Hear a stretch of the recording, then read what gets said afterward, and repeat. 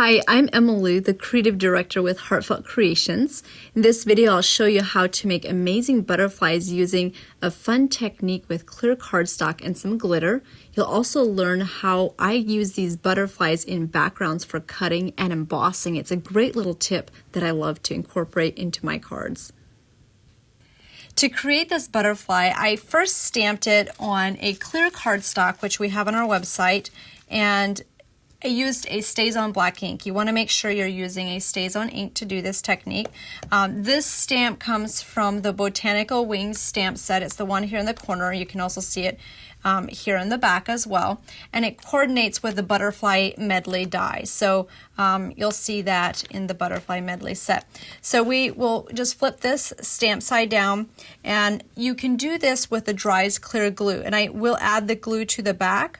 And I'll do multiple colors, but I'll just put the glue on first, and I'm putting it where I want to have the gold apply. So we'll put one color on at a time, and I'll just kind of do it randomly, just go to different areas at a time.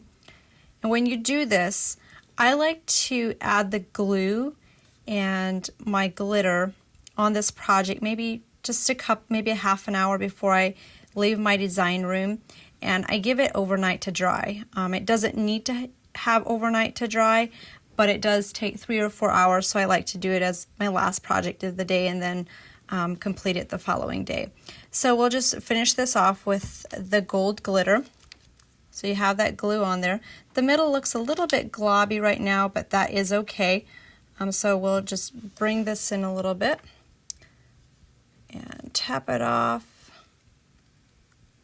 Just make sure that that's done correctly. But this makes a very nice, it kind of reminds me of a stained glass effect because the glue will dry clear and show through on the other side. So now you're ready for your next color. So you'll bring this down, and you can virtually just go in and fill in the areas that you didn't add glue to the first time, and then sprinkle it with the rest of the glitter. I'm just going to finish the bottom half of this butterfly, so you kind of get the gist of how that is done. So you'll see that that is completely filled in.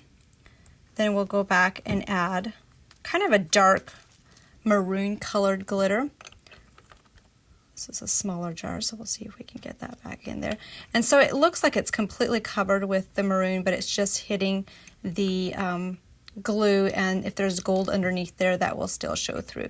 So we'll go back, just add a little bit of glitter in there, and then once that will look white on the front, but once that is dry, that color will come through and it will sparkle like you see on this card. The Butterfly Medley stamps are all connected, so you have a lot of butterflies that you'll stamp at one time, which what I love to do is use them together as a background. Obviously, you can use them separately for different projects that you're working on. I'm using a Twilight Brilliance ink pad and just stamping these images. And with the color that I'm using, it automatically kind of gives the butterflies a soft color. Since this is a larger stamp, I'll give it some firm, even pressure. So we have that all stamped. Once that's stamped, I wanted to partially cut it out with the die. And since this die has quite a bit of intricacy in some of the butterfly antennas and things, that makes that it doesn't necessarily cut through on the first pass in some of those areas if you don't put another shim to the top. And that's where I love the effect you can create for this card. So I'm going to run this through my machine. So I'm running this through the Vagabond. You could use whichever manual machine that you have. And then we'll just run that through. It will cut out some butterflies entirely. Some of them will kind of be stuck in the paper yet. So we'll just bring this out. I'll just kind of release the die. Pull up the tape. Actually, this tape was new, so it's pretty sticky. Okay, there we go. You'll see that some are still kind of stuck in there, especially with the ones in the middle. Okay.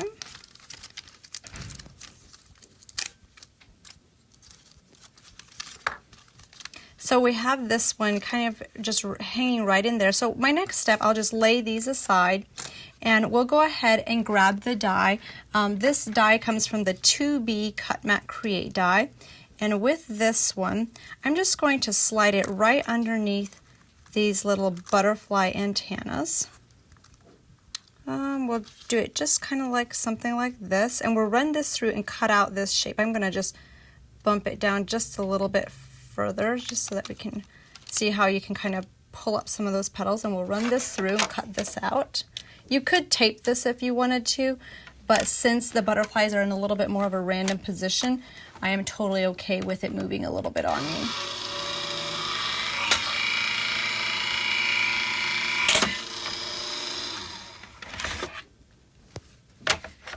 So I'll bring this out, and this has cut out that background shape. Now all you have to do is just go back and use the like the larger die from the 2A Cut Matte Create 2A set, and then you can go back and just glue those butterflies in and pick up those wings and make a really fun, nice background stamped image. Something unique that you can do with these is stamp the image and go back and emboss it instead of cutting it. And to do that, I always like to, again, stamp the image first. So we'll go back, use the Twilight ink, or for this technique, if you're creating an embossed background, I usually like to use a very light colored ink. Also one that dries very quickly. I'm using the Twilight Brilliance, but you could use like the chalk ink or Memento ink would be great for this as well. So once that's stamped, we'll just pull that away. You'll see that some of the butterflies are kind of going off the panel, but that's totally okay. Then we're just going to lay this butterfly on top. Now these blades do come right up to the edge of the die, so in the center is where you can see how to line it up. Just tape that down once it's lined up, and then we're ready to run that through and emboss it. Now I put in my embossing sandwich, which for this machine is the 2 embossing mats and 1 plate. They do suggest 3 layers of cardstock, but since I'm actually using the embossing plate or the blades, the cutting blades, I don't want it that thick. So you might need to experiment with this technique in your machine.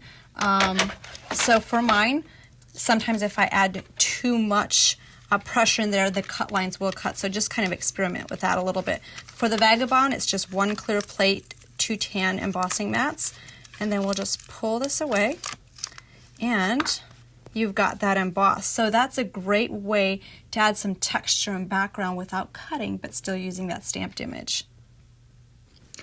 Have fun using these techniques in your projects. You can leave comments below to let me know what you learned and what you'll love to see in future videos. You can also subscribe to our YouTube channel so you don't miss those upcoming videos. Thank you so much for joining me today, and I will see you next time.